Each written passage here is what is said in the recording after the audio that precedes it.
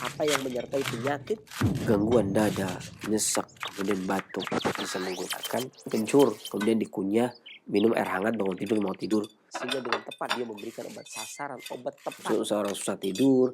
Maka ada beberapa hal yang bisa dikonsumsi diantaranya ikat kangkung direbus dengan 1 gelas air sambil mendidih, saring minum setiap mau tidur satu. Ketepatan obat, bahkan ketepatan obat depresi yang melukai sampai kepada melukai terhadap organ, ibu bisa menggunakan biji teratai kemudian disup kemudian dimakan.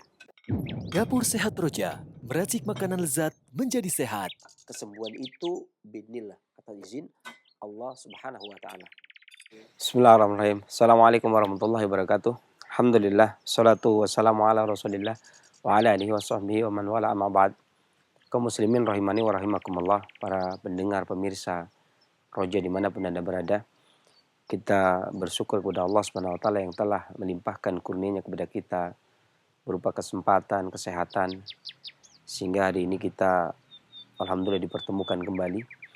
Kemudian salat serta salam semoga selalu senantiasa Allah curahkan kepada junjungan kita Nabi besar Muhammad sallallahu alaihi wasallam, kepada para keluarganya, para sahabatnya, para pengikut-pengikutnya yang selalu senantiasa istiqomah di dalam menampaki sunnahnya hingga di yaumul kiamah.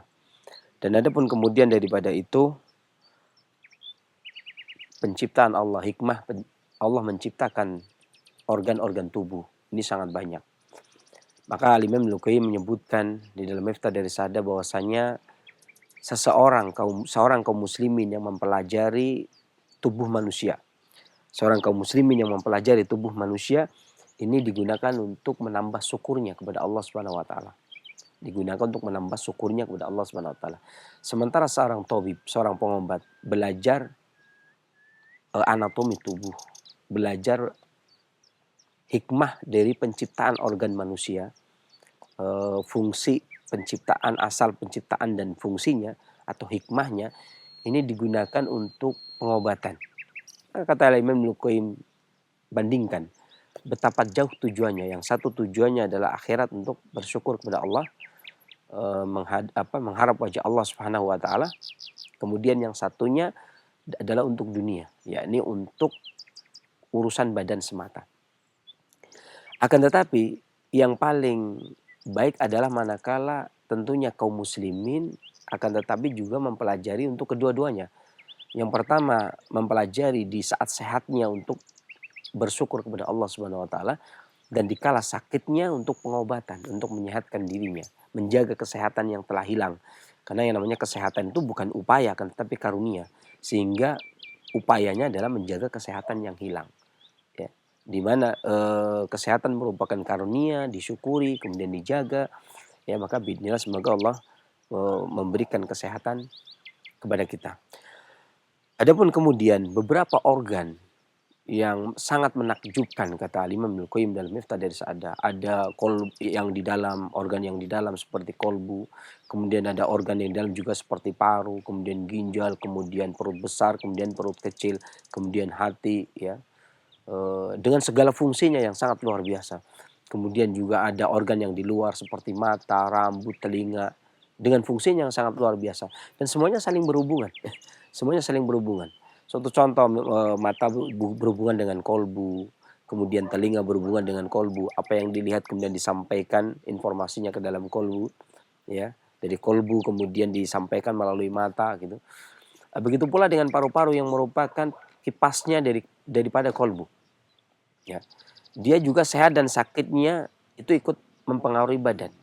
Entah itu kulitnya, terkadang emosinya, mempengaruhi kolbu juga. Makanya ketika organ paru itu lemah, maka kolbu secara abstrak, kolbu secara fungsi pun akan ikut bermasalah. Terkadang sedih, ya, sedih bisa melukai organ paru-paru atau paru-paru bermasalah akan bisa menyebabkan seorang menjadi sedih dan seterusnya. Ini suatu mata rantai yang tidak hilang. Tidak tahu manusia, maka organ tubuh akan tetap bekerja dan berjalan tanpa pengetahuan kita. Kita tahu ataupun tidak, kita faham atau tidak, maka Allah menitahkan badan kita ini berjalan profesional, ya, bekerja profesional meskipun yang punya badan mungkin tidak profesional. Ya kan, tapi organ tubuh ini sangat profesional ya. Seperti kolbu selalu berdetak, kemudian paru-paru selalu mengolah nafas, kemudian organ pencernaan selalu mencerna makanan. Demikian terus teratur ya, dan tidak kemudian satu istirahat kemudian yang lainnya juga istirahat itu. Bisa mati kita kalau jantung istirahat. Dan pada kesempatan kali ini kita hendak membahas tentang gangguan organ paru. Di antaranya adalah sering kita dengar ada gangguan paru, entah itu flek paru, kemudian infeksi paru, ya, kemudian batuk dikarenakan kelemahan energi vital paru, atau sering kita dengar ada istilah pembengkakan di paru atau tertumpuknya cairan yang ada di paru. Dalam pengobatan klasik, paru-paru mendapatkan rutubah, mendapatkan cairan ini dari tihal, dari perut kecil, yang sejatinya hendak dijadikan sebagai basis energi vital yang dibantu dari energi haroro dari kolbu, sehingga menjadi energi vital paru untuk pertahanan tubuh. Akan tetapi ketika paru-paru itu lemah, maka penerimaan dia cairan dari tihal atau dari limpa terkadang dia tidak mampu. Di mana seharusnya balgomnya, kotorannya, ampasnya ditekan turun ke usus besar, itu ya, kemudian dibuang, terkadang dia tidak mampu.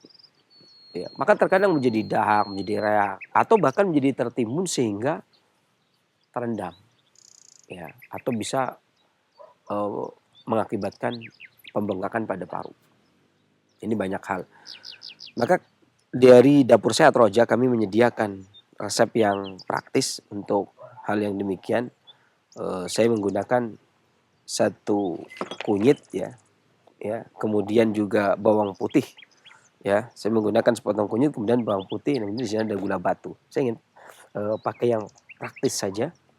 Ya, sebenarnya banyak hal ya, bisa pakai jahe kemudian habatus soda, bisa juga pakai jahe kemudian kayu manis, atau jahe kemudian kapulaga gitu ya.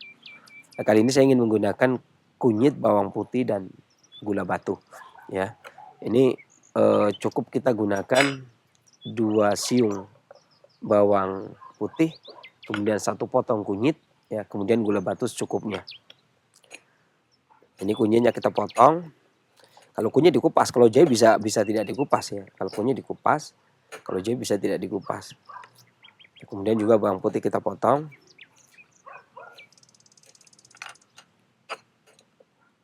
Ya. Kemudian kita masukkan ke dalam panci.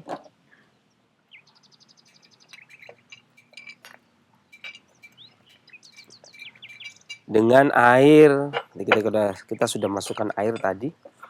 Ini dengan air ya. Tidak usah terlalu banyak airnya ini.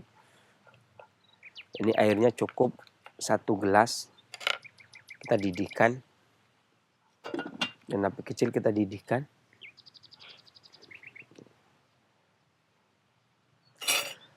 Sampai mendidih, baru kemudian kita angkat dan kita masukkan, tapi kita saring ampasnya agar tidak masuk. Jadi kita didihkan sampai mendidih.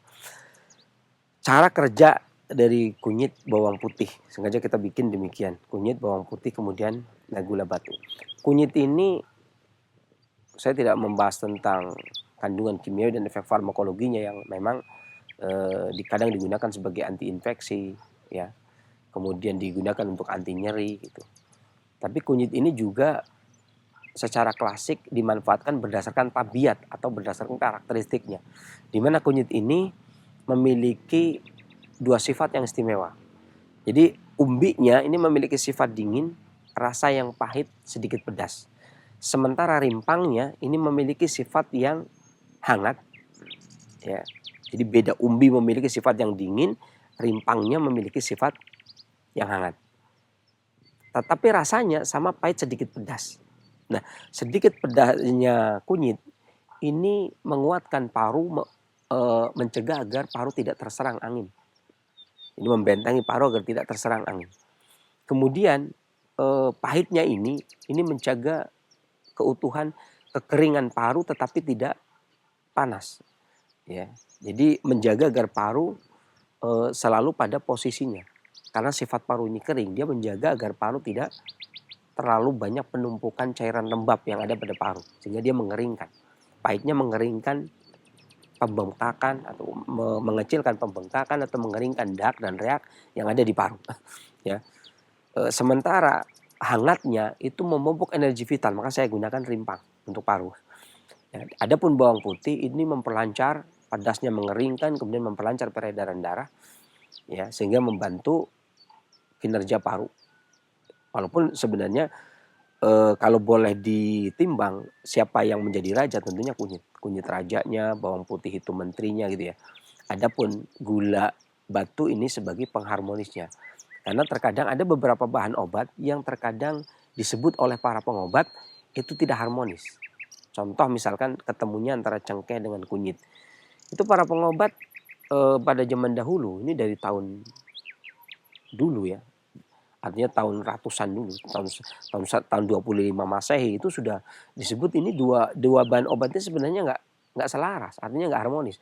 Nah kalau bertemu ini nggak cocok, akan bisa menjadi racun. Walaupun racun dalam arti pengobat klasik, bukan racun dalam arti orang awam. Artinya racunnya itu racun kelebihan tabiat ya, entah itu terlalu panas ya, entah itu terlalu kering gitu. Dan ini nggak cocok, maka harus ada pengharmonis. Dan gula batu ini manisnya ini mengharmoniskan antara kunyit dengan bawang putih, kemudian antara formula ini dengan perut gitu. Sehingga harmonisnya ini sudah mendidih. Setelah mendidih kemudian kita matikan. Ya, kemudian kita ambil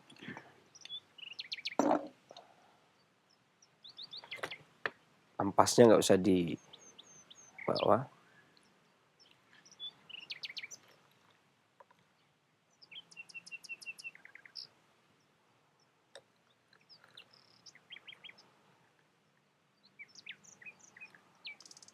Tas 1 gelas. Ini bawang putihnya boleh diambil. Jadi kembali saya jelaskan bahwasanya formula antara kunyit dengan bawang putih ini selain dia mengembalikan paru-paru ke tabiat aslinya, yakni bersifat kering, kemudian dia juga mengembalikan paru kepada kesejukan karena itu sifat aslinya kering dan sejuk. Kemudian juga mengembalikan paru agar bisa mengelola nafas, mengelola cairan ya. Dan mengeringkan cairan tadi yang sudah terjadi pembengkakan, terjadi penumpukan yang ada pada paru. Ya, adapun gula batunya digunakan untuk mengharmoniskan antara bawang putih kemudian kunyit, kemudian mengharmoniskan antara bahan obat dengan perut. Karena terkadang beberapa orang itu tidak cocok ya dengan bahan obat itu sendiri. Tapi bagi yang suka manis boleh ditambah, bagi yang tidak pun orang-orang yang ada gula gitu, maka tidak masalah kalau tidak menggunakan gula batu ya. Tapi boleh diganti dengan madu ketika sudah dalam keadaan hangat tersedia, baru boleh ditambah dengan madu.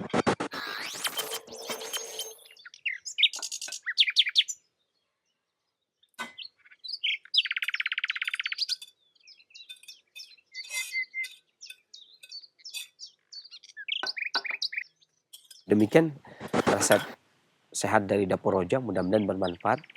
Saya kira bila taufiq wal hidayah, alhamdulillah rabbil alamin. Assalamualaikum warahmatullahi wabarakatuh. Dapur Sehat Roja, meracik makanan lezat menjadi sehat. Kesembuhan itu biidznillah, atas izin Allah Subhanahu wa taala. Bismillah, assalamualaikum warahmatullahi wabarakatuh. Alhamdulillah hamdan katsiran thayyiban mubarakan fi kama yuhibbu rabbuna wa yarda. Asyhadu an la ilaha illallah wahdahu la syarika lahu wa asyhadu anna Muhammadan abduhu wa rasuluh la nabiyya ba'dahu amma ba'd. Ikhwata Islam wa azakumullah, para pendengar Radio Roja dan pemirsa Roja TV dimanapun Anda bisa menyimak siaran kami. Alhamdulillah senantiasa kita bersyukur kepada Allah Subhanahu wa taala atas segala nikmat, karunia yang telah diberikan kepada kita semua di kesempatan Rabu pagi menjelang siang ini. Kembali kita bisa bertemu dalam program Dapur Sehat Roja bersama narasumber kita Sinsi Abu Muhammad Faris Al-Kianji hafizahullah ta'ala. Dan Alhamdulillah Sinsi sudah bersama kita di studio untuk menemani kita semua. Kita sapa terlebih dahulu. Assalamualaikum warahmatullahi wabarakatuh, Sinsi. Waalaikumsalam warahmatullahi wabarakatuh. Apa kabar, Sinsi? Alhamdulillah. Alhamdulillah sehat ya. Barakallahu fikum. Fikum barakallah. Nah, ikhwatal Islam azakumullah, setelah penyampaian materi, silakan Anda dapat bertanya secara langsung seputar kesehatan atau keluhan penyakit. Baik, kita kembali ke Sinsi Abu Muhammad. Sinsi, di kesempatan ini pembahasan berkaitan dengan tema mencegah dan mengobati pembengkakan paru ya. Bahan-bahan racikannya 1 ruas kunyit, 2 siung bawang putih, gula batu, dan air putih.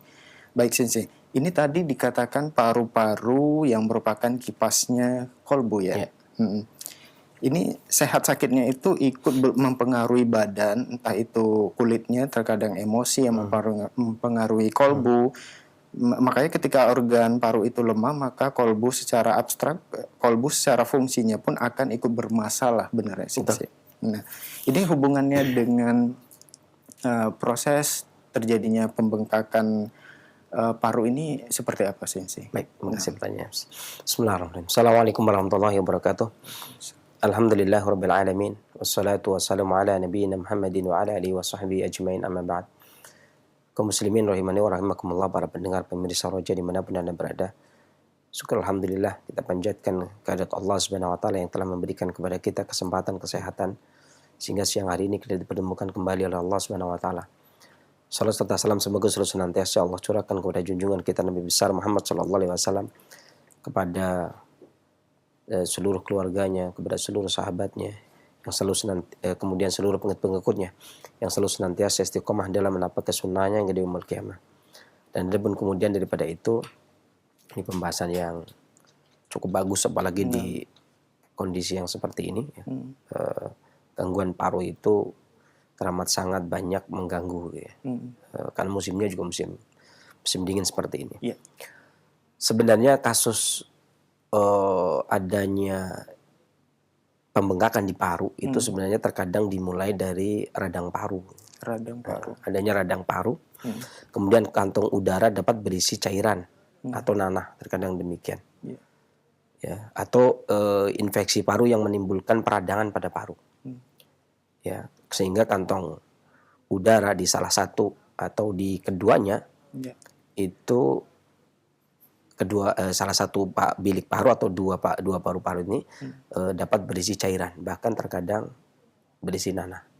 Dari situlah kemudian terjadinya pembengkakan. Ya, dan barulah setelah terjadi pembengkakan kemudian akan berimbas kepada organ-organ yang lainnya.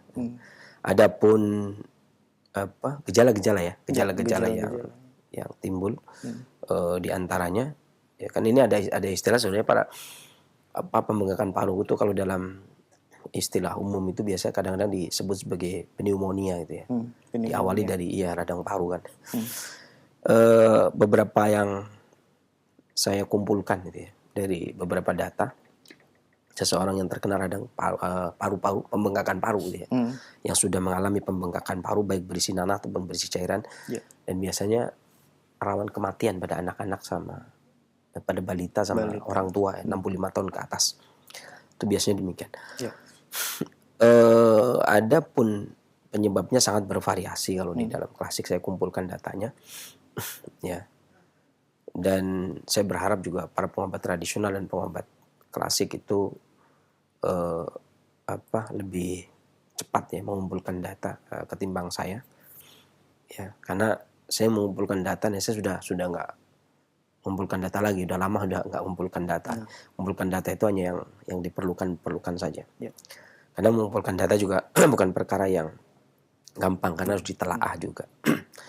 Jadi satu penyakit yang kemudian sudah dilakukan pemeriksaan oleh dokter, kemudian dijudge dia adalah pembengkakan paru yang diawali oleh radang paru atau infeksi paru gitu ya.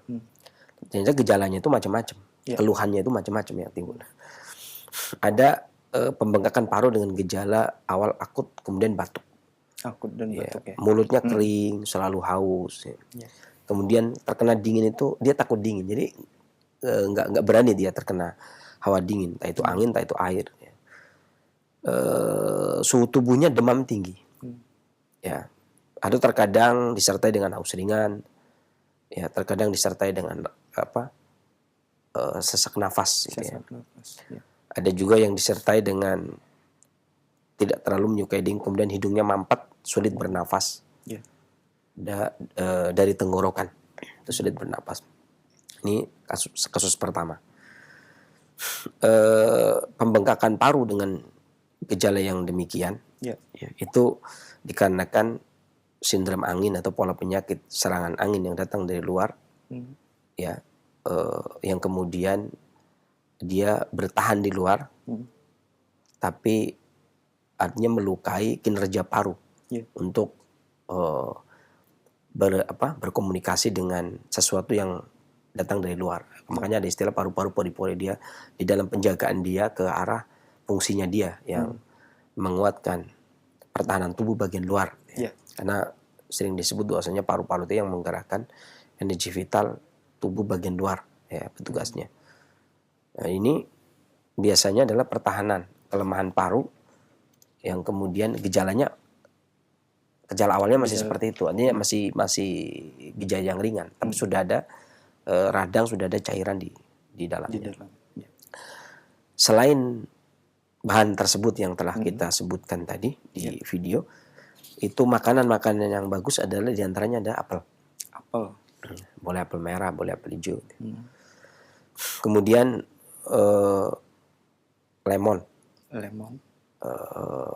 Diambil airnya, kadang-kadang orang-orang macam-macam ya, bisa air hangat dikasih lemon, ya, atau dipotong-potong, ditaruh kemudian diminum sekian jam kemudian juga ubi jalar cemilahnya, ini ubi jalar juga efektif, ya. Kemudian tahu, ya, jadi kedelai yang sudah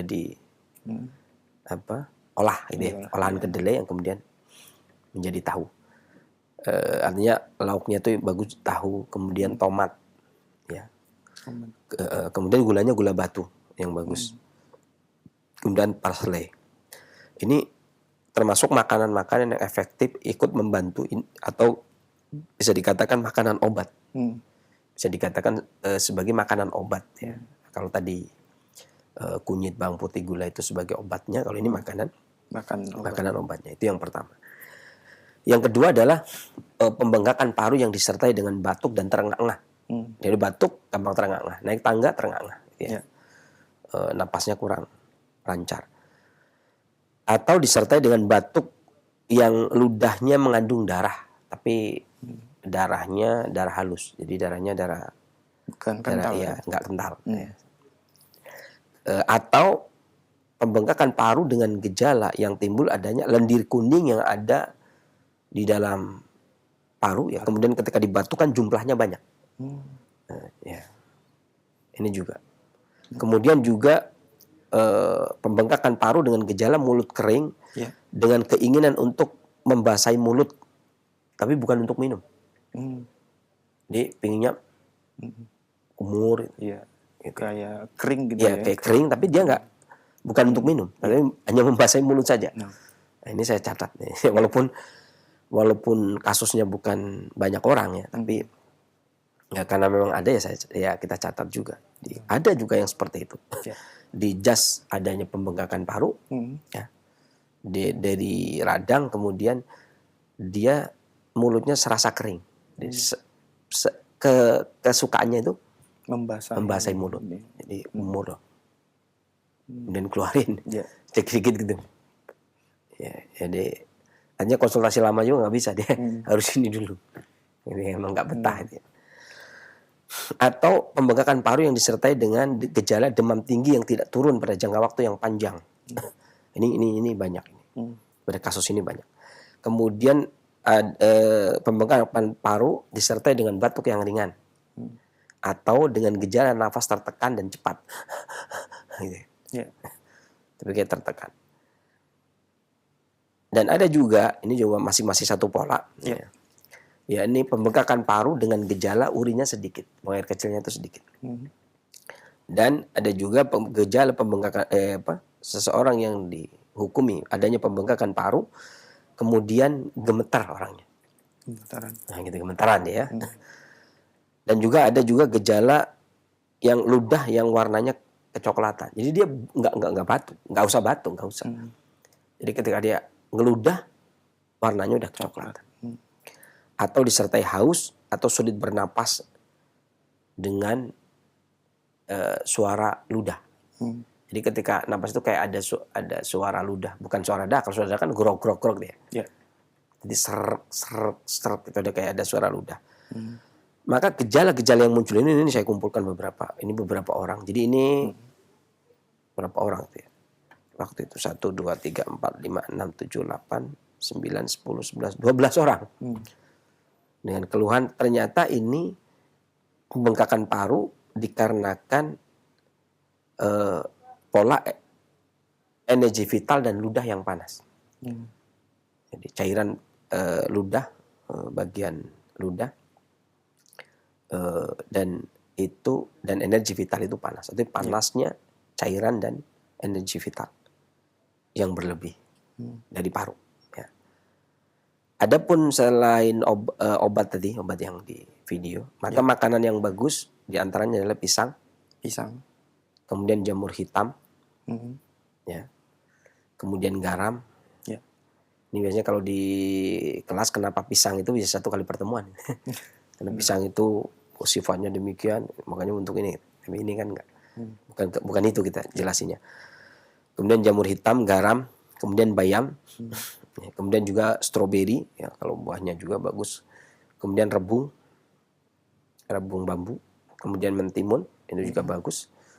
Kemudian daun bit, bukan bitnya tapi daun bitnya, kemudian peppermint atau daun mint, teh dengan daun mint, kemudian juga garam, ya biasanya kalau mau tidur minum air garam dulu, kemudian agar-agar,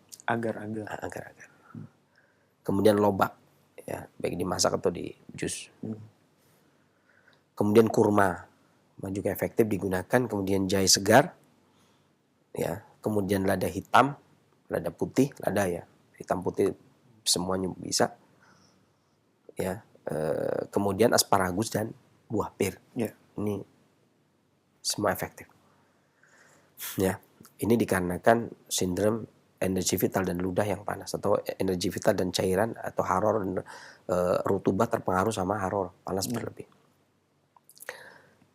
Kemudian kasus yang ketiga, yakni pembengkakan paru dengan gejala lambat dan lama merespon. Jadi ketika kita tanya namanya siapa, jadi dia gitu dulu nih kan, nama aja deh. Jadi dia komunikasi itu agak lambat merespon. Ya. Ini makanya karena kasus ini itu ketika pasien nggak terlalu banyak, pasien itu sedang. Kalau pasien itu misalkan bakti sosial gitu ya, itu susah karena kan buru cepat dan kita tidak bisa mengkawal gitu ya, tidak bisa mengkawal perkembangannya. Pertemuan kedua bagaimana, pertemuan ketiga bagaimana gitu. Maka uji cobanya ya harus ketika dalam keadaan memang kita niat ya. Jadi kalau orang tersebut tidak membawa data dari rumah sakit, ya kita tidak bisa melakukan penelitian gitu ya. Makanya kalau untuk saat ini belakangan ini ya saya sudah tahun-tahun inilah sudah jarang melakukan penelitian, kecuali yang memang beberapa hal yang memang dibutuhkan, antaranya ini misalkan. Kalau ini udah lama. Kemudian pembengkakan paru juga dengan gejala nyeri di dada. Jadi dadanya nyeri, atau pembengkakan paru dengan gejala sulit di dalam mengucap. Jadi kalau dia tadi lambat respon satu. Tapi ada juga yang nggak lambat sebenarnya, tapi mau ngomong udah gini-gini dulu dia. Apa Pak? Pokoknya maksudnya jadi mengucapnya itu susah. Ya. Ini saya tulis juga. Kemudian dengan gejala demam tinggi, dengan gejala pendengaran yang terilusi. Ya, jadi kayak saya kadang-kadang ada yang membisiki itu. Bahasa saya pendengaran terilusi. Biasanya ilusi itu apa ya? Pandangan ya. Pandangan. Apa-apalah panca indera. Bahasanya susah sih, ya kan? Masa saya tulis telinganya ada yang membisiki, ya kayaknya kurang keren. Jadi pendengaran yang terilusi. Ya. Gitu ya. Jadi kesannya itu ada yang membisiki, gitu. Ada yang membisiki. Ini kadang-kadang kan apa ya, dikiranya mistis gitu ya. Ya. Kita berusaha untuk, oh berarti ada ini kali dinakalin orang, akan repot kejadiannya nanti begitu. Kesambet demi ya repot sekali. Makanya pendengaran terilusi. Ya, itu ya. Ini bagi yang sering merasa dibisiki gitu, itu sebenarnya bukan dibisiki tapi pendengaran terilusi. Dan juga membengkakkan paru dengan pandangan terilusi. Jadi bukan, ada juga yang pandangan terilusi. Jadi kayak ngelihat ada orang lewat gitu. Wah ini repot sekali nih ngurusin orang yang begini tuh. Padahal tidak ada. Nggak ada, repot sekali. Iya sih. Kadang-kadang ada orang lewat, saya sebut sapa, nggak ada siapa-siapa. Wah kan repot. Kayaknya ada yang ganggu. Penampakan. Repot sekali. Kadang-kadang pendengaran terilusi, ada yang bisikin, jangan begitu. Kan repot sekali. Ini lumayan banyak ini. Ya. Lumayan banyak. Pendengaran terilusi, pandangan terilusi. Wah. Makanya saya pakai bahasanya seperti itu. Bukan pendengaran ada yang membisiki, atau pandangan ada orang yang lewat di depannya. Ini kan nanti dikira benar. Ilusi itu ya. Ilusi. Karena orang lain nggak lihat. Orang lain juga nggak dengar. Ya. Ingat ya. Dan seringnya ibu-ibu. Oh, ibu-ibu. Seringnya ibu-ibu. Ini data yang saya tulis itu ibu-ibu. Jadi bapak-bapak itu ada sih 1-2 tapi jarang. Kenapa bisa? Kalau pandangan, kalau pendengaran kebanyakan ibu-ibu. Ada beberapa sih bapak-bapak itu. Nggak tahu, mungkin karena lebih sensitif kali ibu-ibu ya. Harus diperhatikan sama bapaknya kali ya. Jadi kelihatannya ada yang lewat, bapak tadi lewat nggak kan? Harus diperhatikan. Makanya ya itulah kadang-kadang seperti itulah seorang suami atau seorang istri kadang-kadang harus peka ya bagaimana menghadapi. Nah, soal seperti ini tuh orang susah sekali ditangani sekali. Keluarga itu dibuat repot semua. Tapi dia selalu ngomong, saya nggak pingin ngerepotin. Kasusnya seperti ini biasanya begitu. Saya tidak mau merepotkan. Tapi kan ngomong ada orang lewat kan ngerepotkan orang kan. Iya. Padahal nggak ada. Padahal nggak ada. Kemudian pembengkakan paru dengan gejala buang air kecil dan buang air besar terus menerus. Ya, tapi dia buang air kecil, buang air besar terus menerus. Mencret dan besar lah ya. Atau pembengkakan paru ada juga dengan gejala perbedaan dalam gejala pusing secara mental. Ya, saya tulis pusing secara mental. Jadi bukan pusing saya. Bagian mana Pak yang pusing? Ya kayaknya gimana ya? Saya menceritakannya. Kalau dibilang sakit kepala sih enggak. Jadi kayaknya itu ngurusin semuanya itu pusing. Kalau mikirin semuanya pusing. Kalau nggak mikir nggak bisa. Kan jadi pusing secara mental itu ya. Nggak bisa kemudian saya tulis pusing kepala karena dia bilang kepalanya yang pusing. Sebenarnya sih enggak sih ya. Kepala itu nggak pusing. Tapi kayaknya itu lelah. Karena ada lelah secara mental itu. Ini pusing secara mental. Ya, mudah-mudahan paham lah ya. Kemudian tangan dan kaki agak dingin, ada gejala seperti itu. Atau suara ludah di tenggorokan. Atau ada gejala yang kram, entah itu tangan, entah itu kaki. Maka ini pembengkakan paru dikarenakan pola penyakit panas yang sudah masuk ke area paru. Perikardium. Bukan paru, ini paru udah. Parunya sudah. Tapi udah merembet. Kalau tadi kan juga begitu tuh. Kalau tadi juga dari paru sudah sudah keluar, sudah ke superficial, sudah ke arah luar. Gitu. Kemudian paru ke energi vital, paru ke cairan. Ini paru ke arah perikardium, selaput jantung. Kalau bahasa saya sebenarnya jantung. Kalau bahasa saya itu jantung. Tapi kalau bahasa klasik Cina itu perikardium, selaput jantung. Tapi kalau bahasa saya itu jantung, kolbun yang sebesar kepala tangan ya. Karena di dalam, kalau bahasanya Al-Imam Ibnu Jauzi, di dalamnya itulah namanya kolbun sanobar itu. Belum sampai ke kolbun sanobar, tapi baru yang segininya itu. Jadi kalau bahasa klasik Cinanya itu perikardium. Perikardium. Udah saya ngikutin aja ya. Oke. Itu makanan yang bagus selain tadi ya, selain itu tadi ya. Makanan yang bagus adalah asparagus. Asparagus. Kemudian kulit pir. Jadi buah pir jadi dimakan sama yang lain, kulitnya baru dimakan dia. Itu ini pusingnya penelitian begitu ya. Jadi buah pir itu nggak cocok, akhirnya kulitnya dikasih makan, cocok. Ya. Ya. Jadi penelitian itu agak pusingnya di situ. Harus paham betul pir berarti manfaat kulitnya, manfaat buahnya. Kemudian pisang. Pisang Ya, kemudian jamur hitam, garam sebelum tidur, bayam, sama stroberi, rebung, mentimun itu bagus semua. Daun bit, peppermint sama ya. Kemudian ada juga bunga lili. Bunga lili. Biasanya. Kemudian garam dan koktail. Koktail. Kalau tadi kan agar, Iya. koktail.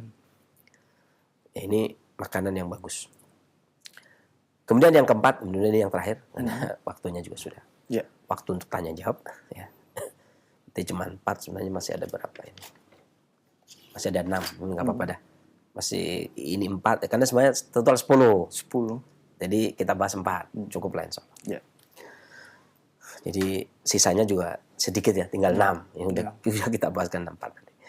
Yang keempat adalah pembengkakan paru dengan gejala sawan. Sawan. Sawan itu kejang. Stip. Step. Stip. Kejang. Atau pembengkakan paru dengan gejala sudah sampai kepada tarapan pingsan. Ya. Sudah nggak sadarkan diri Nggak lagi. sadarkan diri dia pingsan. Atau pembengkakan paru dengan gejala merasa ada di dalam masalah. Jadi dia tuh merasa ada masalah.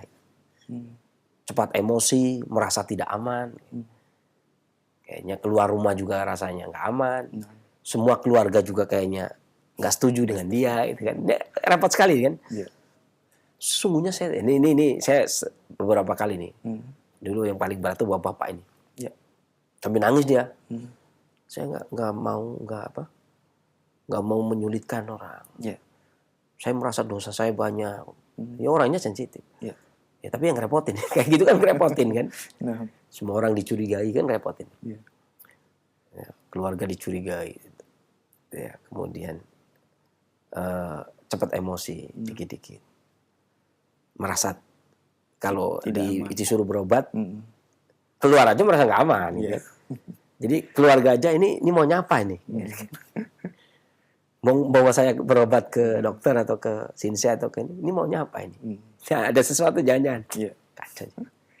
Jadi ini agak sulit ini yang seperti ini tuh biasanya agak sulit karena biasanya dulu kalau kami ini kasus dulu itu biasanya kita itu kalau mengobati justru bapak begini ini ngerepotin. Saya nggak mau ngerepotin orang. Nah ini ngerepotin namanya. Kita gitu, nangis dia. Lah yang ngomong begitu kan, tapi keluarganya senyum semua kan, gitu digituin, keluarganya senyum semua.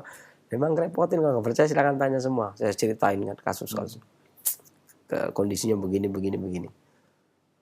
Ya, tapi maksud saya bukan ngerepotin. Tapi memang gampang nangis dia. Iya. Gampang sedih. Karena paru itu gampang. Biasanya penutupnya kita sampaikan. Itu sedih biasanya. Karena sedih. Kesedihan yang teramat. Ya, hati terhadap sedih. Ini kalau madhabnya Al-Imam Ibnu Jauzi yang di Minhajul Qasidin, ya karena cahaya kolbu, cahaya haroroh kolbu yang menyebar ke seluruh tubuh, berarti kan terhambat. Dan terhambatnya kalau versi Ibnu Qayyim di Ighazatul Lahfan ya karena emosi. Ya, karena bukan makanan. Jadi kan ada kalau Haris Ibn Qaladah kan penyebab penyakit makanan. Rumah penyakit adalah perut. Tapi penyebabnya adalah makanan. Kalau versi Al-Imam Abu Nu'aim, versi Imam Suyuti, versi Imam Ibnu Qayyim, kemudian Al-Imam Ibnu Jauzi itu kolbu. Ya kan? Karena emosi menghambat sistem kinerja kolbu. Ya. Tetap dalilnya ya Al-Baqarah ayat 10 ya. Fi qulubi marad. Ya. Kemudian di hadis Arba'in yang ke-6 itu ya. Ya. Kemudian ini agak repot nih. Ini yang paling repot, beberapa orang yang kita tangan itu paling repot. Kemudian demam tinggi, ototnya tertarik. Jadi kadang-kadang gini, dia merasa ototnya tertarik, kaku Ya. pada leher. Kadang dengan keluhan kaku pada leher, atau raut wajahnya memerah, leher, tangan dan kaki kaku. Hmm. Ya, ada juga yang begitu. Jadi nggak, tangan kakinya itu susah digerakkan, kram atau kejang pada tangan atau kaki, lidahnya kering dan kadang gemetar sering. Ya. Ini disebabkan karena pembengkakan paru ini dikarenakan adanya panas yang ekstrim yang menghasilkan angin. Panas yang ekstrim yang menghasilkan angin. Selain obat tadi yang disebutkan, maka bahan makanan yang cocok adalah peppermint Hmm. atau daun mint, kemudian seledri, kemudian daging kelapa, kemudian daun bawang, ya. Kemudian telur ayam, ini juga bagus. Kemudian Camellia sinensis, Camellia sinensis. teh, Teh ya. ya, teh yang di Sukabumi, teh Camellia. Karena teh itu sebenarnya kan sajian, Nah. rajangan daun yang kering diseduh, itu namanya ngeteh. Daunnya akhirnya karena yang digunakan Camellia itu, makanya Hmm. disebut Camellia, itu teh namanya. Di Indonesia itu disebut teh. Ya. Karena istilahnya ketika diseduh namanya ngeteh. Ini disebut Camellia itu jadinya teh. Namanya bagus ya, Camellia ternyata teh. Daun teh. Kemudian koktail, jamur hitam, kemudian juga garam kalau mau tidur, bayam untuk menekan dahaknya. Kemudian stroberi, pisang, rebung, Ya.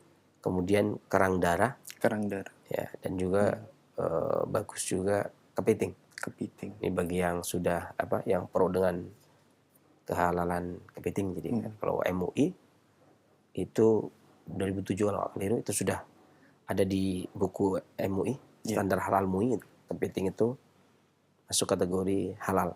Ya. Tapi kalau Yuyu yang katanya sebagian besar mengharamkan kepiting itu, tapi sampai hari ini masih berselisih sih. Ada ulama-ulama misalkan dari Jawa Timur yang masih ada yang mengharamkan, ada yang menghalalkan itu ya.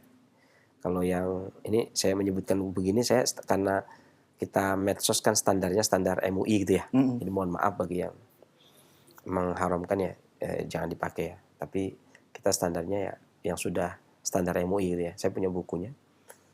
Ya, ini kepiting termasuk dihalalkan MUI ya. Yang masih mengharamkan ya mohon jangan diambil hati gitu, jangan dengarin ya. Saya menyampaikan berdasarkan fatwa MUI. Ya. Jangan dicercak ininya, background kitanya. Ya, jangan dicacah bukan karena sayanya atau bukan karena rojaknya, bukan apa, tapi karena kita mengambil standar MUI. Gitu ya. Ya. Kemudian kerang darah ini dikarenakan panas yang ekstrim yang kemudian menghasilkan angin dari paru. Panas yang menyerang paru itu terlalu ekstrim, kemudian menghasilkan angin. Ini gejala-gejala yang muncul kemudian mempengaruhi paru. Yang mana penyebab utamanya, kalau kan ada dua madhab itu. Yang pertama adalah madhab Yunde Sahpur. Kalau sarjana Yunde Sahpur itu diantaranya ada Haris bin Kalada. Di seorang tabib di zaman Nabi alaihi salatu wasalam yang menyebutkan bahwasanya rumah penyakit itu perut. Ya. Jadi hal ini berarti penyebab utamanya makanan, ya kan? Ya. Tapi bagi yang kedua, ini yang termasuk yang saya ikuti adalah emosi tadi. Misalkan sedih yang drastis itu ya. Iya. Kemudian sehingga fungsi parunya menjadi melemah. Karena kalau kata Al-Imam Ibnu Jauzi dalam Minhajul Qasidin, kolbu itu ibarat lampu ya. Jadi harorohnya, energi vitalnya itu menyebar, tidak membutuhkan saluran. Tidak membutuhkan meridian, tidak membutuhkan jaringan, tidak membutuhkan pembuluh darah itu ya, untuk memberikan energi vital ke seluruh tubuh. Ya. Jadi hubungan kolbu dengan organ itu pun ada 3 madhab, 3 perselisihan. Ya. Yang pertama adalah pendapat yang mengatakan kolbu itu seperti memancarkan cahaya, sehingga semua organ itu mendapatkan tanpa harus jaringan, tanpa harus melalui jaringan. Tapi kalau darah pasti semuanya akan mengatakan melalui pembuluh atau melalui jaringan. Tapi kalau energi tidak semuanya seperti itu. Ibnu Qayyim juga menempatkan dalam 2 kitabnya, yang satu di dalam Miftah dari Sa'adah, itu energi vital itu membutuhkan jaringan. Ya. Ya. Tapi dalam Tibbun Nabawi belum mengatakan tidak butuh jaringan. Ya, kolbu itu menyebar tidak butuh jaringan, tapi di dalam Miftah dari Sa'adah beliau mengatakan butuh jaringan. Sampai-sampai dari kolbu ke mata ada 24 jaringan. Kalau putus satu maka buta. Gitu. Ya. Tapi kalau Imam Ibnu Jauzi dalam 3 kitab Tibbun Nabawinya, beliau punya 3 kitab Tibbun Nabawi dan dalam Minhajul Qasidin juga tidak butuh jaringan. Ya. Wallahu alam, karena Ibnu Qayyim menulis tentang Tibbun Nabawi ada dua rujukan ya. Ada 2 rujukan. Kemungkinan besar yang tidak membutuhkan jaringan beliau mengambil pendapatnya dari Al-Imam Abdul Latif Al-Baghdadi yang tidak butuh jaringan, di mana beliau mengambil dari pendapatnya Al-Imam Ibnu Hibban.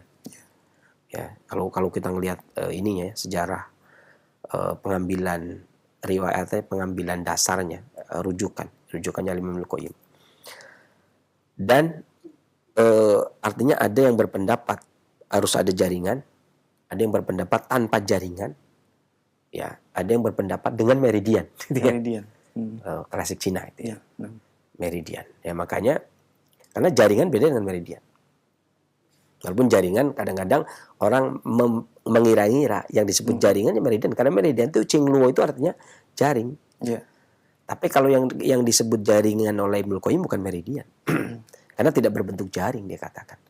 Ya. Seperti dari jantung ke mata ada 24 jaringan, itu tidak Qingluo, jadi bukan Qingluo, bukan meridian. Ya kalau meridian saya tahu kan, Ya. karena saya sini masa nggak tahu. Tapi ini Ibnu Qayyim nggak itu, bukan itu maksudnya. Jadi maka saya katakan ada 3 pendapat di dalam energi vital, arus energi vital. Ada yang mengatakan lewat jalur meridian, ada yang mengatakan lewat jalur jaringan. Ya, jalur aja sebenarnya. Jaringan itu maksudnya jalur. Bukan jaringan itu jaring seperti Qingluo, seperti meridian. Ya. Kemudian yang satu lagi tanpa jaringan seperti lampu, kemudian menerangi semuanya. Ini yang diambil oleh Imam Ibnu Jauzi, kemudian mengikuti madhabnya Abu Nuaim. Abu Nuaim mengikuti madhabnya Al-Imam Ibnu Sunni. Ya. Kalau Al-Imam Ibnu Qayyim yang tidak menggunakan jaringan, maka mengikuti madhabnya Al-Imam Abdul Latif Al-Baghdadi yang mengikuti madhabnya Ibnu Majah, gitu ya. Ya, ini ketiga-tiganya berarti paru-paru ini ketika emosi itu menjadi tirai, penghambat haroroh atau energi vital, entah itu yang pro jaringan, pro meridian atau yang tanpa. Itu artinya pada intinya dia akan menjadi tirai emosi tersebut, sehingga menghambat kinerja kolbu untuk mengirimkan energi vital atau haroroh ke organ, sehingga organ tersebut ketika dikirimi cairan dari limpakah, ketika makan minuman, kalau bahasa klasik Cinanya itu esensi energi yang benar dari limpa kemudian dikirim ke paru, tidak menjadi saripati makanan, tetapi menjadi dahak atau balgham, karena tidak ada energi vital. Setiap rutubah yang tidak dihinggapi oleh haroroh maka akan menjadi balgham. Nah, energi vital tidak terpancar ini sebab utamanya adalah dikarenakan emosi tadi, ya, kesedihan yang dalam atau banyak pikiran, stres dan seterusnya. Dan ini tapi kalau kita mau memadukan keduanya, ya berarti makanan dan emosi. Ya kan, kalau kita tidak mau ambil tengah, ya sudah, emosinya bermasalah, ya. Kemudian makanan juga bermasalah. Makanya kan kadang-kadang ada orang yang begitu mendengar berita kecelakaan misalkan, saudaramu mati, shock, pingsan, gitu kan. Ini kan emosi, murni emosi kan. Tapi ada juga yang baru lagi enjoy, bahagia, happy, makan kebanyakan, perutnya sakit. Ada juga gitu kan. Ya sudahlah, kalau itu digabung saja gitu ya. Karena faktanya juga karena emosi saja juga bisa, karena makan aja juga bisa. Makanya diawali dengan emosi, ditambah dengan makanan, maka bisa menyebabkan gangguan paru yang demikian. Insyaallah demikian. Nah, jazakallah khairan sisnya atas penjelasan yang disampaikan. Semoga bermanfaat untuk kita semua yang menyimak. Nah, ikhwatal Islam azakumullah, saatnya kami membuka kesempatan bagi Anda yang ingin bertanya secara langsung. Halo. Halo, Assalamualaikum. Waalaikumsalam warahmatullahi wabarakatuh. Dengan Bapak siapa di mana? Ya, dengan hamba Allah di Jawa Timur. Ya, silakan Pak. Tapi mohon dikecilkan terlebih dahulu Pak volume televisi atau radionya. Halo, Assalamualaikum. Ya, silakan langsung ke pertanyaannya Pak. Ya, Ustaz, saya adalah seorang ikhwan yang dimana saya ketika saya memiliki penyakit perut, pada penyakit perut yang terdapat istilahnya saya sering buang angin yang tidak bisa dikendalikan, sehingga saya mencoba mensiasatinya dengan menggunakan makanan pedas seperti istilahnya bakso menggunakan cabai. Nah, di situ alhamdulillah hilang penyakit kentutnya, bisa saya kendalikan.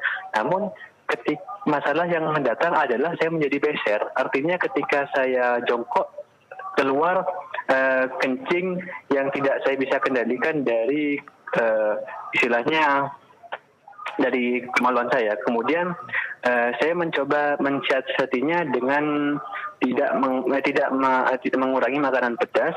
Alhamdulillah sudah berkurang. Apakah itu benar saya tidak tahu juga. Namun yang terjadi adalah angin yang di perut saya sulit saya kendalikan. Seperti itu.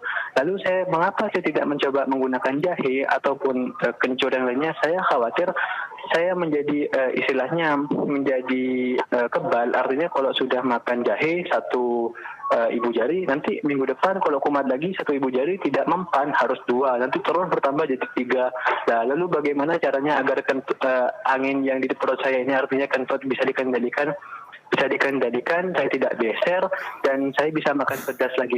Assalamualaikum warahmatullahi wabarakatuh. Waalaikumsalam warahmatullahi wabarakatuh. Tafadhol Sensei. Ya. Saya seorang ikhwan ya. Emang kedengarannya juga ikhwan ya? Nah. Betul. Alhamdulillah berarti benar ya. Ya. Pendengaran kita nggak salah. Memang kedengarannya juga suaranya ikhwan. Ya. Konsep tadi yang terakhir itu sebenarnya nggak ada kaidah seperti itu. Jadi nggak keliru, sangat keliru. Ya. Kalau kemudian ada anggapan minum jahe itu ya, satu jari, besoknya dua jari, besoknya 3 jari, setahun depan 1 kilo gitu ya.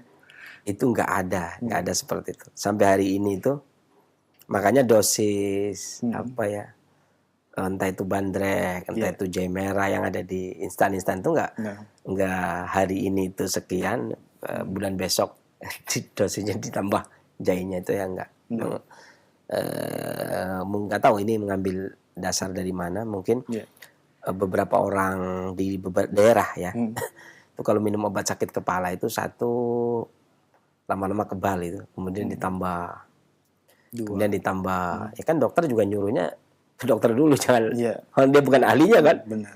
Ke dokter dulu baru dikasih obat, karena terkadang obat yang dia konsumsi tanpa tahu ilmunya itu bukan menghilangkan sakit kepalanya tapi menyembunyikan sinyal rasa sakit, ya kan. Suatu ketika dia akan datang lagi dan itu lebih meledak-ledak ya, jadi kan itu demikian. Tapi kalau memang orang itu paham resep berdasarkan pemahaman, jadi ginilah, seorang dokter misalkan ketika mau memberikan resep itu kan karena keilmuannya, karena dia sekolah.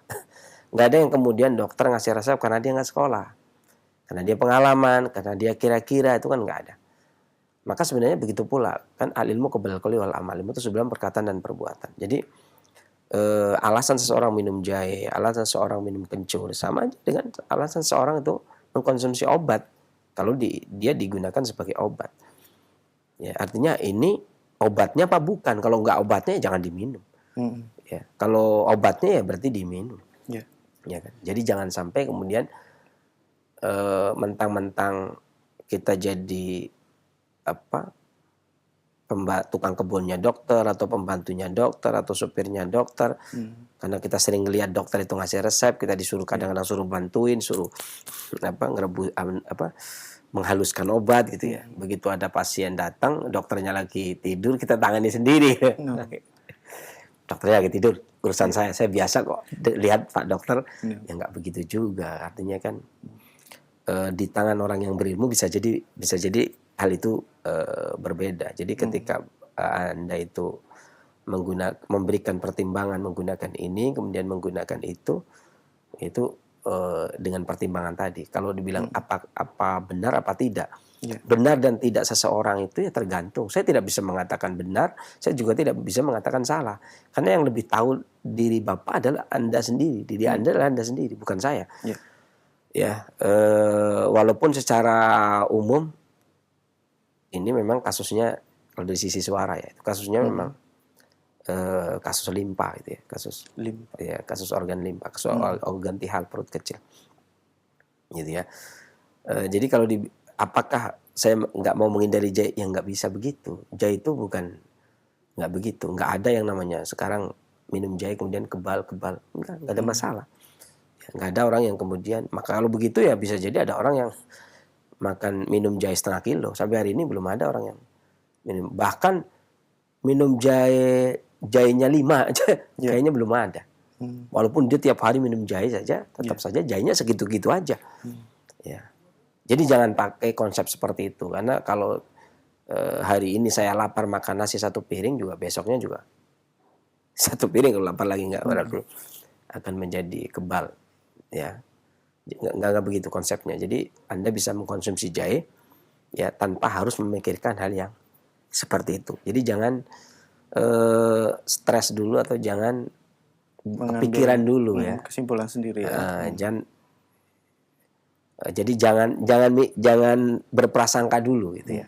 Nanti kalau ini begini, pertimbangan saya nanti kalau ini begini. Ya kalau Anda pelajar ya nggak ada masalah, mempunyai pertimbangan seorang pelajar gitu ya. Tapi kalau enggak ya keumuman orang itu pas sakit kepala minum jahe, pas gangguan angin minum jahe, ya nggak apa-apa. Nggak harus kemudian memikirkan bagaimana kalau saya kebal terhadap jahe. Nggak ada yang seperti itu, insya Allah. Mudah-mudahan angkat penyakitnya dan bermanfaat bagi para pendengar misalnya yang lainnya. Artinya bisa dilanjut kalau mau minum jahe, silakan. Jazakallah khairan Sensei atas jawaban yang disampaikan. Semoga bermanfaat untuk Bapak yang bertanya yang berada di Jawa Timur. Nah, ikhwatal Islam jazakumullah, silakan masih kami buka kesempatan bagi Anda yang ingin bertanya secara langsung seputar kesehatan atau keluhan penyakit. Halo. Iya, halo.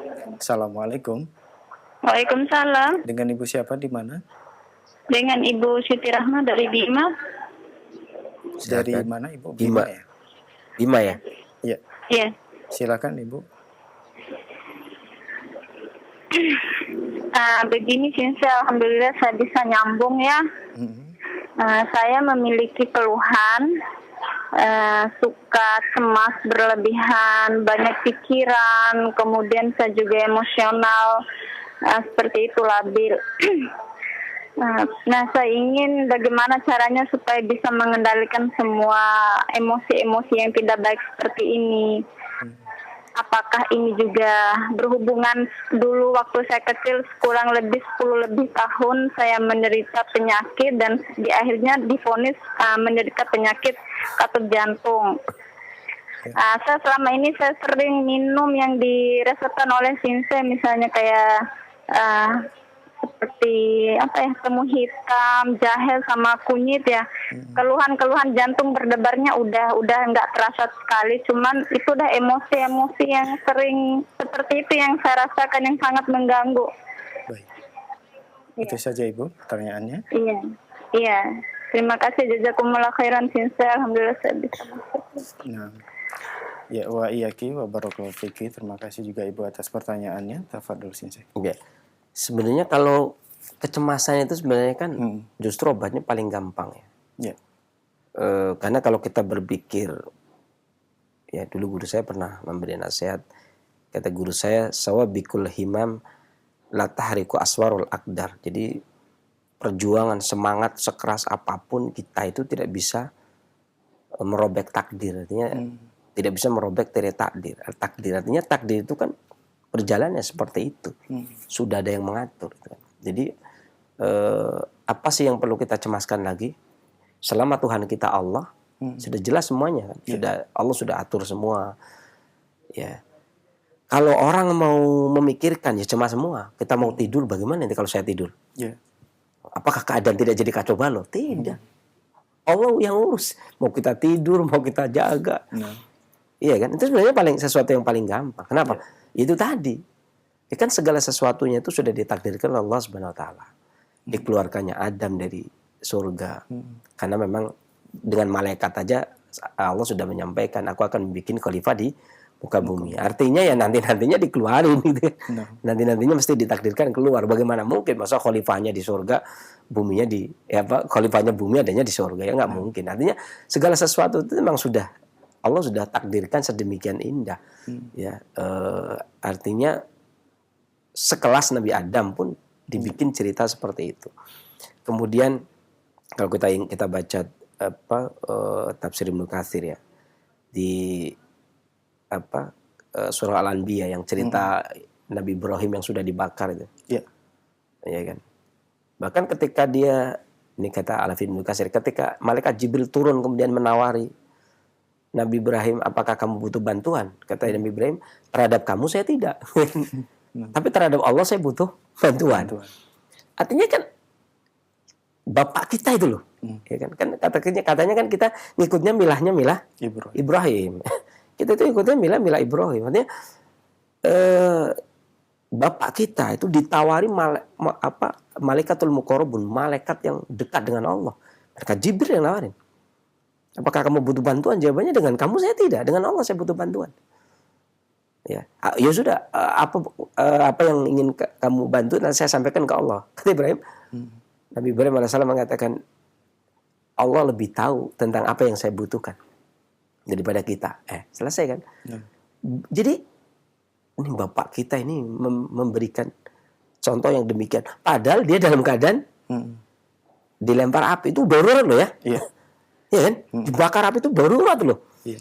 Ya, kemudian juga junjungan kita Nabi besar Muhammad SAW yang ketika dilempari di Taif itu, ditawari oleh malaikat penjaga gunung. Kalau kita emosian ya sikat itu kan. Enggak begitu. Benar.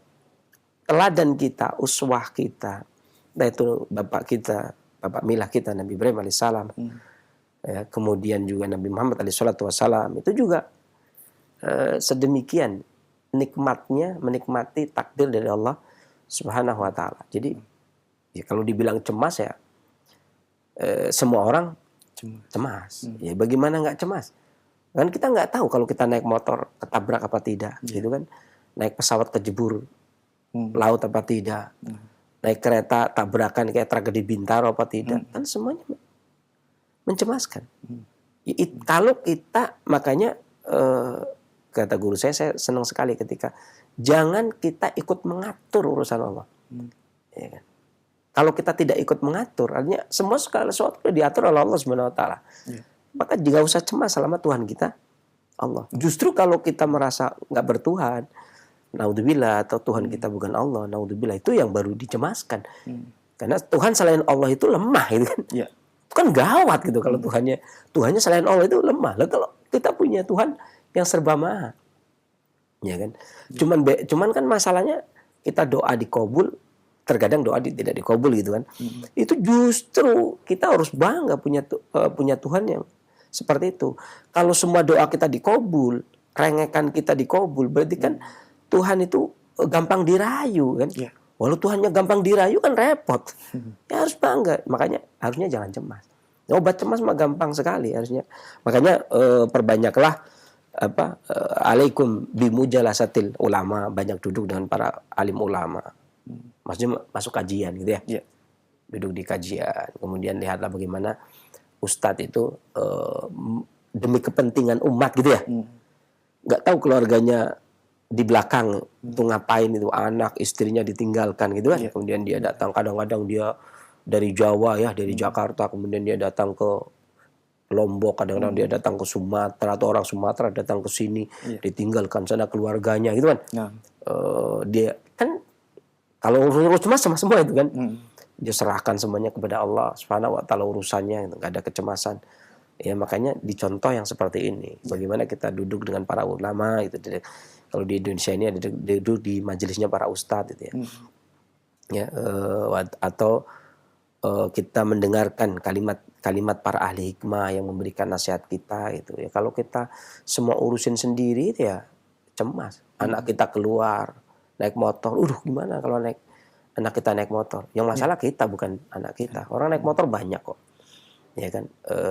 Jadi kecemasan itu kalau menurut saya itu sesuatu yang mudah, ya, karena banyak sekali orang yang lebih menderita dari kita, ya kan, lebih mencemaskan ya, lebih layak cemas. Yang tidur di kolong jembatan itu lebih layak cemas, ya kan. Bagaimana nggak cemas di kolong jembatan? Kalau di apa-apain gimana? Hujan kena hujan, badai kena badai, banjir kena banjir. Oh, itu lebih mencemaskan lagi. Apa yang kita cemaskan? Allah berikan kita rumah, Allah berikan kita keluarga, Allah berikan kita kenikmatan yang tak terhingga. Ya, maka tinggal mensyukuri saja. Dan obatnya ya hilangkan cemas. Ya, maka duduklah kamu bersama dengan para ulama. Ya, obatnya banyak-banyak menghadiri majelis ilmu. Karena penyakitnya itu tadi. Ya, bagaimana Ustaz cara menghilangkan cemas? Ayo duduk. Nanti Ustaznya menyampaikan. Kan kalau di majelis taklim orang bisa tidur ya. Ya. Sebengal-bengalnya orang, sebanyak masalahnya orang, kalau di majelis taklim dia bisa tidur. Ya, bapak-bapak juga begitu. Kalau khotbah Jumat itu kan paling ngomongnya cemas pun kalau udah innalhamdulillah itu udah cepat ngantuk. Padahal katanya sekarang lagi mengkhawatirkan kondisinya. Ya, dengar orang khutbah juga ngantuk. Artinya ada ketenangan di situ. Paling tidak saat itu gitu ya. Ya, maka banyak-banyak lah. Ya kalau enggak sekarang ini majelis kurang ya sekarang ya. Majelis kurang ya bisalah diputar di Facebook Roja lah atau di YouTube Roja atau di kajian-kajian lain karena ustaz itu banyak tuh di medsos itu banyak tuh. Tinggal Anda itu cocoknya siapa, ustaz siapa kan. Kadang-kadang orang itu kan kayaknya penyampaiannya kayaknya saya nggak paham. Saya paham dengan ustadz ini. Ya kan, dipaksain juga kalau nggak paham juga bikin cemas aja. Jangan-jangan saya yang kotor hatinya, nggak masuk malah cemas lagi. Ustadz-ustadz yang di atas sunnah tetapi yang kita bisa pahami. Bukan masalah ustadz ini nggak bisa nyampaikan, bukan. Tapi masing-masing orang itu punya kapasitas sendiri-sendiri, punya gaya sendiri-sendiri yang bisa diterima oleh orang yang semakna dengan itu. Ada orang yang ini bisa diterima, yang ini enggak.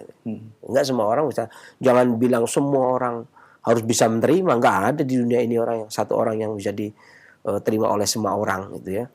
Orang Utsman bin Affan aja ada yang bunuh, berarti kan ada yang enggak terima gitu ya.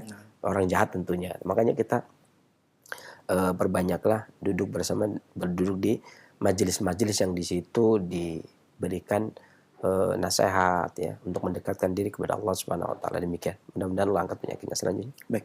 Jazakallah khairan Sensei atas jawaban yang disampaikan. Semoga bermanfaat untuk penanya ibu yang berada di Bima. Baik, kita beralih ke pertanyaan melalui pesan singkat di kesempatan ini yang sudah banyak masuk. Dari Bapak Rian di Jawa Barat. Assalamualaikum Sensei. Tadi di video disebutkan apabila cengkeh dan kunyit dikonsumsi akan menyebabkan racun dan tidak harmonis. Ini selain cengkeh dan kunyit, apa saja ramuan yang tidak harmonis tersebut, Sensei? Karena saya suka mencampurkan bahan obat.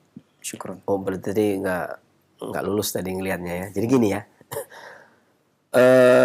di dalam negeri, makanya Al-Imam Ibnu Qayyim sangat menekankan seseorang itu, ini penting ini, seseorang itu paham geografis negaranya.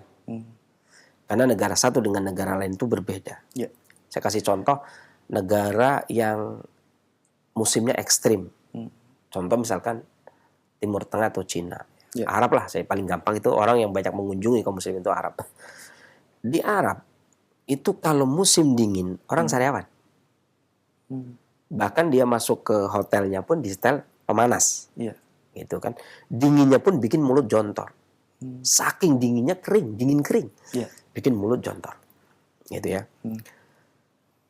Musim dinginnya Indonesia ini kan musim dingin ya. Hujan dingin, masuk kamar bisa nyetel AC. Dingin, bukan panas.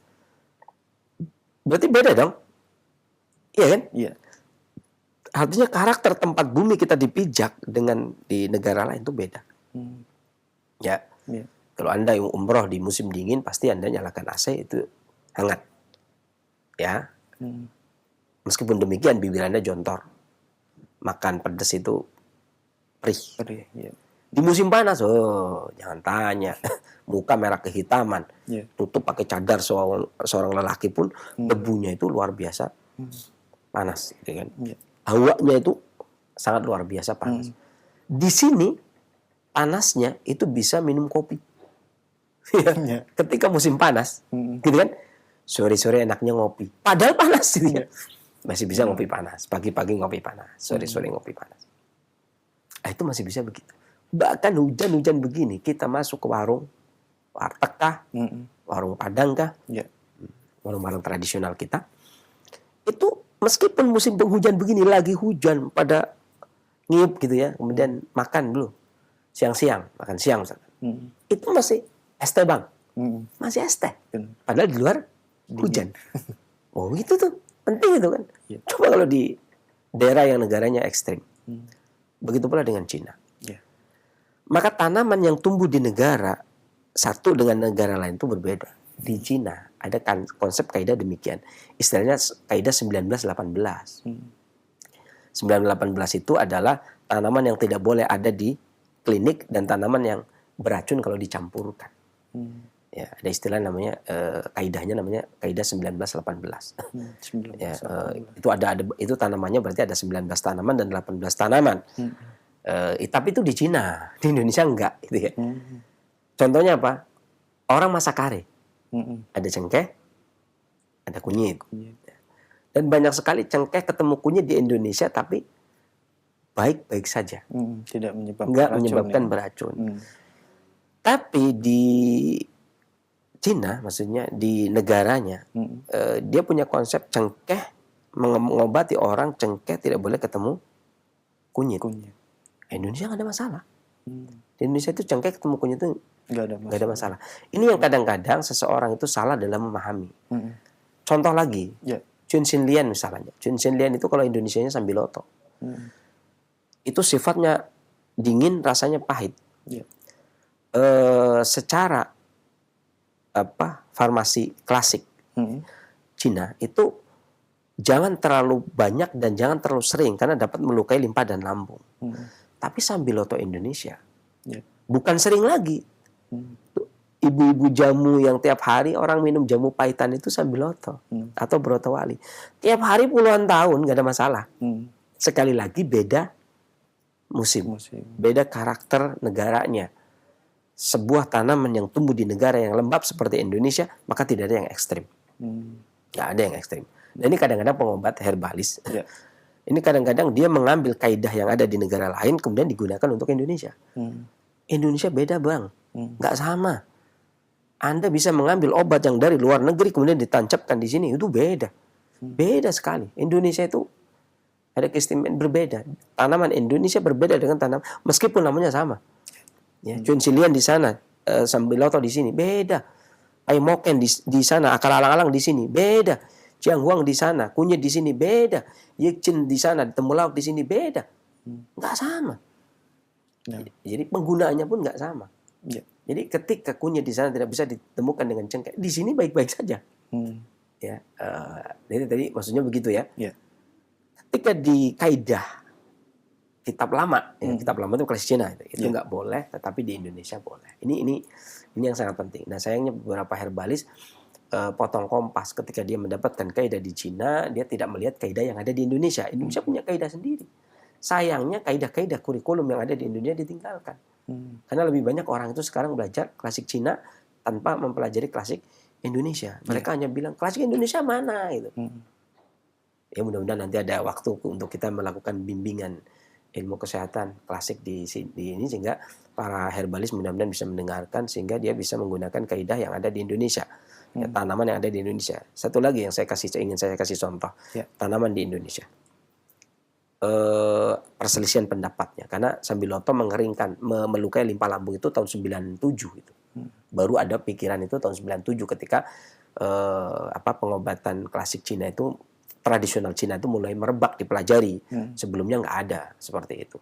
Rame-ramenya 2007. Di 10 tahun kemudian itu baru rame. 97 itu baru muncul. 2007 itu baru rame. Nah, kemudian pegagan. Pegagan itu sebenarnya dari tahun 93 lah ya. Itu sudah ada perkiraan bisa meningkatkan kolesterol, bisa juga pegagan itu kemudian dituduh bisa memperbesar kista, tumor gitu ya, Iya. regenerasi sel kista dan tumor ya. Ini diperkirakan, ya. Tetapi pada kenyataannya ternyata pegagan itu pun beda. Ada yang mengatakan pegagan buat stroke, ternyata pegagan yang ada di pantai. Dulu saya pernah melakukan uji coba beberapa kali, bukan sekali 2 kali. Pegagan digunakan untuk kista, ternyata cepat sekali. Pegagan pantai. Tapi kalau pegagan gunung itu tidak. Sebaliknya pegagan gunung lebih efektif digunakan untuk stroke. Iya. Ada satu negara loh ya ini satu negara antara Bena Bogor Pemalang, Pemalang. Jadi Pemalang itu pantai, saya ambil yang pantainya, itu ternyata cepat sekali untuk mengecilkan kista. Tapi pegagan Bogor nggak punya dampak yang signifikan terhadap kista, berbeda. Padahal sama-sama pegagan gitu ya. Ini satu negara, saya nggak bicara Cina dan Indonesia. Iya. Kemudian untuk stroke dia lebih cepat memulihkan ingatan, daya ingatnya di daerah Bogor, tapi untuk daerah Pemalang tidak punya dampak yang signifikan. Ya, artinya itu tadi tanaman itu di satu tempat dengan tempat itu berbeda. Bahkan ada seorang profesor yang waktu itu lagi meneliti Purwoceng yang ada di Gunung Dieng. Itu kemudian ditanam di Bogor. Ya, Bogor dan Cilengsi. Kemudian saya katakan, "Loh, Prof, kalau Purwoceng Dieng diambil ditanam di sini, bukannya cuma jadi obat mencret saja?" Saya bilang begitu. Dia bilang, "Apa tadi?" Iya, cuma bisa jadi obat mencret, menghentikan mencret aja. Oh iya benar. Ternyata hasil penelitiannya adalah setiap orang makan Purwoceng yang ditanam di daerah Bogor Cilengsi, ternyata susah buang air besar. Berarti kan kalau mencret sembuh kan? Gitu. Oh iya benar, itu namanya pelajaran, mempelajari karakteristik atau tabiat daerah namanya. Jadi seorang pengobat itu harus hafal betul tiap daerah. Tanaman ini kalau ditanam di daerah ini akan muncul seperti ini dan akan terjadi seperti ini.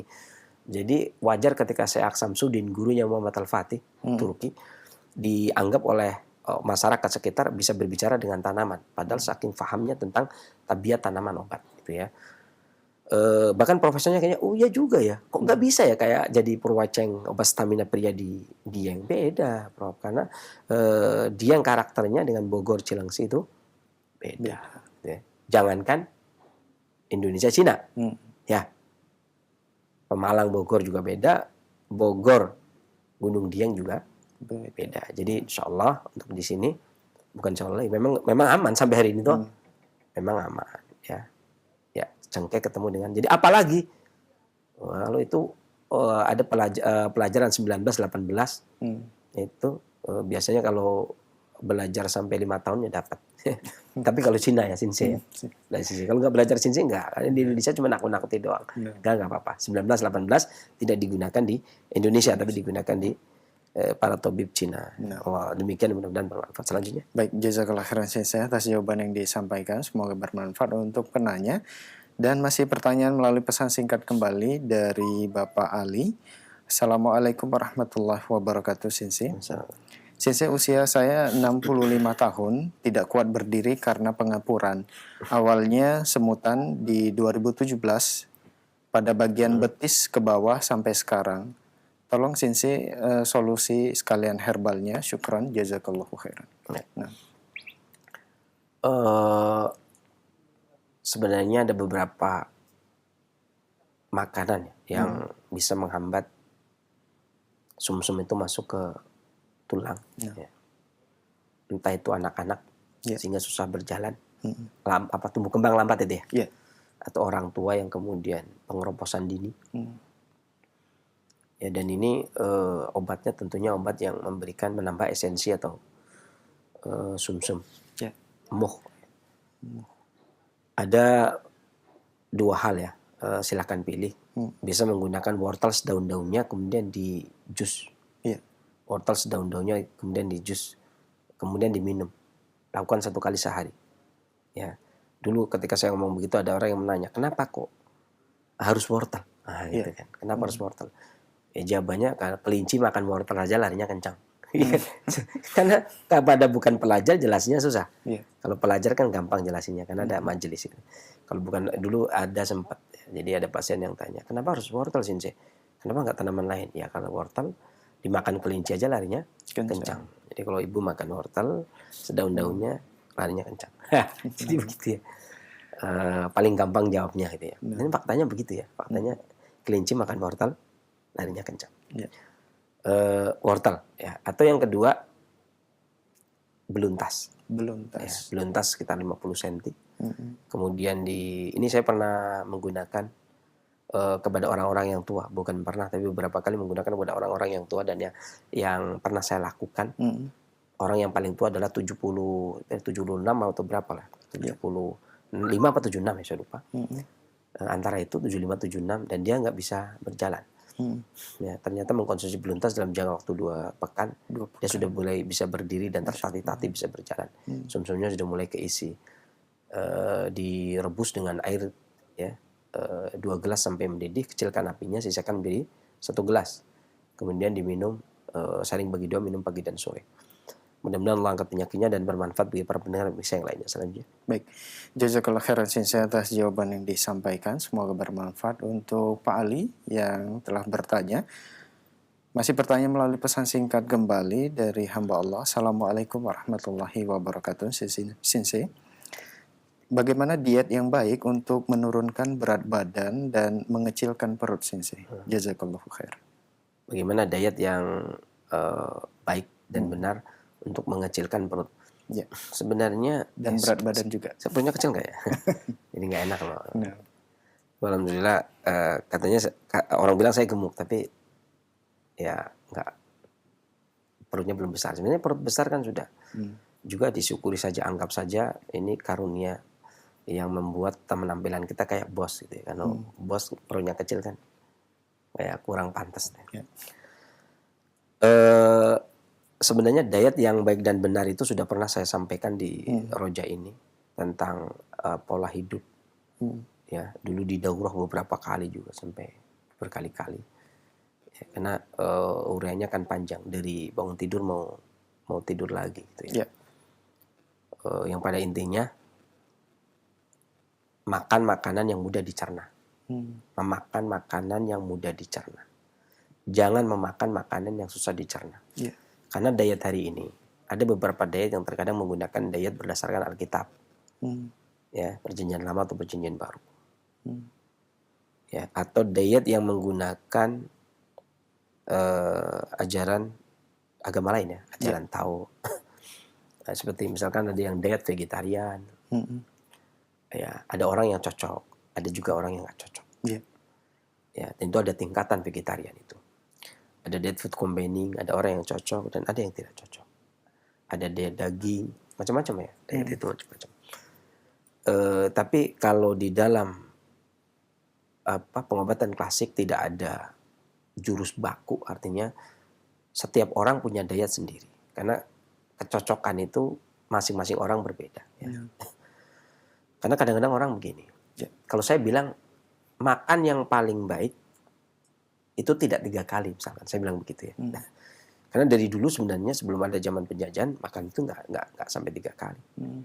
Makan itu ya sampai hari, kalau nggak berubah di desa saya, makannya tetap 2 kali. 2 kali. Kalau nggak berubah ya, sekarang berubah. Jadi bahkan petani ya, petani itu ya makan 2 kali.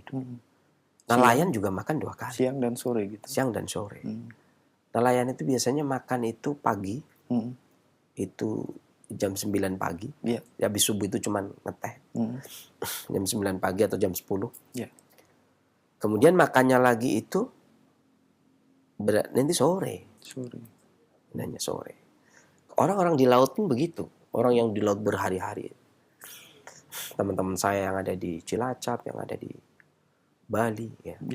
Itu mereka makan siang hari itu kadang-kadang bubur kacang hijau, jajanan lah, atau kalau ada goreng pisang. Kalau nggak ada ya udah ngeteh doang.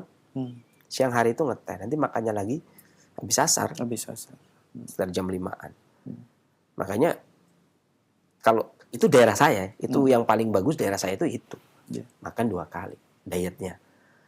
Kalau saya bilang jangan makan ini, jangan makan itu, daerah saya memang nggak ada makanan dulu ya, nggak tahu Ya. sekarang. Jadi kayak contohnya misalkan saya bukan diet. Saya nggak mengenal istilah diet sebenarnya ya, karena diet itu kalau dibahasakan Arab kan sebenarnya al-himyah, berpantang, Ya. ya kan. Dan berbantang itu kan masing-masing orang berbeda di dalam berpantang. Kayak saya misalkan, saya bukan berarti saya diet, tetapi misalkan saya belum pernah makan donat, misalnya. Ya. Saya belum pernah makan otak-otak atau otak ikan deh. Ya. Saya belum pernah makan cimol misalnya. Saya belum pernah makan pempek Palembang. Ini yang saya bilang yang enak-enak, yang orang itu biasa familiar. Itu bukan masalah apa-apa ya, karena memang saya nggak biasa. Saya itu ya kalau boleh dibilang diet, itu saya memakan makanan yang biasa saya makan dan tidak memakan makanan yang tidak biasa saya makan. Jadi dari dulu makanan saya itu aja. Saya kalau di kampung itu makanannya itu kalau bulan puasa itu ya dengan nggak bulan puasa itu sama saja. Cuman ikan, kemudian sayurnya itu pakai sambal atau enggak. Itu aja sudah. Sayurnya itu seringnya kalau nggak kacang atau kangkung apa lah ya, atau daun ubi ya, kemudian ikan dibakar. Udah. Ya, apakah itu dikatakan diet? Nggak tahu ya. Apakah itu dikatakan diet? Tapi daerah kami yang nggak gendut itu kayak gitu semua. Ya, kalau yang gendut berarti udah keluar dari konsep itu. Ya. Nanti di challenge kan pasti beda lagi pasti. Karena tiap keluarga kan pola makannya berbeda. Ya kan. Kalau kami ya, kalau zaman saya dulu kecil itu kan jangan ditiru, artinya dalam keadaan miskin makannya cumi. Iya kan. Kerang itu miskin banget. Kerang darah itu kalau lagi nggak punya duit banget. Pokoknya udah nggak ada ikan, nelayan nggak dapat ikan, paceklik panjang, itu makannya kerang darah. Ya kan. Ini orang sekarang, wah kerang darah. Itu kerang darah itu karena kita tinggal ke pantai ngambil kerang gitu. Ngambil kerang darah bawa rebus. Kasarnya begitulah ini bahasa karena kayak batu kerik. Mudah didapatkan. Ya tinggal ke pantai itu. Kita tinggal selutut aja kemudian milih yang besar-besar bawa pulang. Kalau kemudian suatu ketika ada yang membeli berarti ya ngambil banyak sekarung dan dijual itu. Makanya itu tuh doang itu dalam keadaan ya Allah itu kenangan yang miskin itu. Jadi kalau udah makan kerang itu di desa saya dulu masa saya kecil. Kalau saya sudah makan kerang berarti lagi paceklik yang sangat teramat itu. Kerang itu ya. Itu apakah itu diet? Oh, alam nggak tahu ya kan. Karena orang lain beda ya. Nggak bisa. Satu orang dengan yang lainnya itu berbeda. Karena suatu ketika orang itu nggak bisa makan korma karena sembelit misalkan. Ada orang yang memang harus makan korma. Ya. Tapi yang paling penting adalah wakul wasrubu wala tusrifu, makan minum kalian jangan berlebih. Dan berlebih ini ada kata Al-Hafidz Ibnu Katsir ya, yakni cukup dikatakan berlebih kalau dia memakan semua makan yang disukai. Kalau semua makanan disukai dimakan itu namanya berlebih. Jadi ya diet yang benar itu wakul wasrobu wala tusrifu. Lihat tafsirnya di buku-buku tafsir. Demikian mudah-mudahan bermanfaat selanjutnya. Baik, jazakallah khairan Sensei atas jawaban yang disampaikan. Semoga bermanfaat untuk penanya. Dan itu merupakan pertanyaan terakhir kita di kesempatan ini Sensei. Mungkin ada sebagai ikhtitam atau penutup, tafadhol. Baik, satu nasihat dari guru saya yang beliau nukil dari Al-Mulabihatnya Al-Hafidz Ibnu Hajar Al-Asqalani. Ada 2 hal yang sangat berfaedah bagi orang yang sakit atau bagi pengobatnya yang mengobati orang sakit. Yang pertama adalah alaikum bimujalasatil ulama, yaitu dekatlah dengan majelisnya atau duduklah dengan para ulama, orang yang menyampaikan keilmuan, orang yang ulama yang dimaksud adalah orang yang punya ilmunya dan akwalnya, melihat perbuatannya dia, yang dia amalkan perbuatannya secara ilmu dan amal itu ya. Kalau ilmu doang kadang-kadang kurang resep kita ya, kalau dia ngomong-ngomong doang. Tapi lihatlah seorang yang menyampaikan kemudian dia menjalankan, seorang ulama.